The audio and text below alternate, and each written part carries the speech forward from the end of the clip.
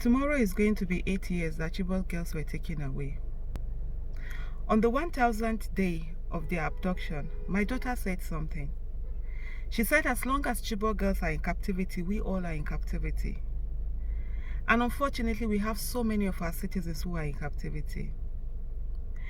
People have been taken away. Just sit down and ask yourself, if you're taken away right now, what will be the value of your life?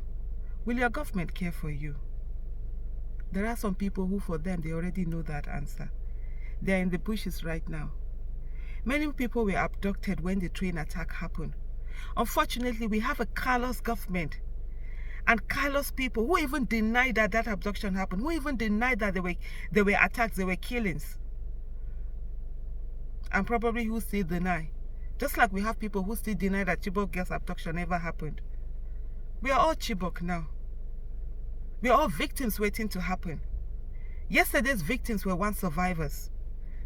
Today's victims were yesterday's survivors, and tomorrow's victims will be today's survivors. We are all victims waiting to happen. The victim card is going around. Who is next? You think you're safe. The people who are victims today, they once thought they were safe. And here they are victims. The next to be victims are those of us who think we are safe today. What are you doing? Have you made demands for those people who are abducted from the train? The government has turned its back on them. Nobody's saying anything. What kind of life is this? If your fellow citizen is abducted and nothing is done about it, if you are also abducted, nothing will be done about you. And a lot of people will say, God forbid. God will not do for us what He has given us the capacity to do for ourselves. Those people who were abducted, they also once said, God forbid. And the only way where our lives will matter is when we hold the government accountable. It's election year. It's an election eve, rather.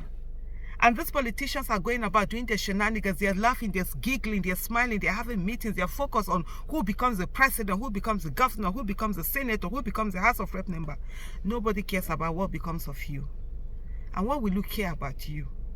There are citizens who have been abducted, who are in the bushes right now.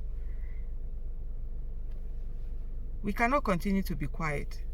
And when one of us is taken, all of us must come out as if we are all taken. That's the only way that will send a message to our government that will not allow them to continue to abdicate their responsibility.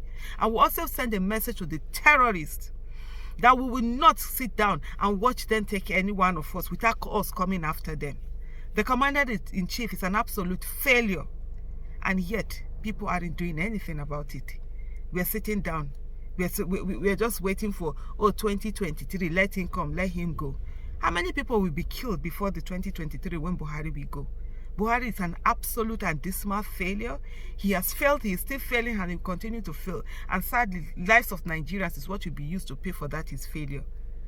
Are you ready for it to be your own life that will be used? Or are you going to come out and make demands the way you should?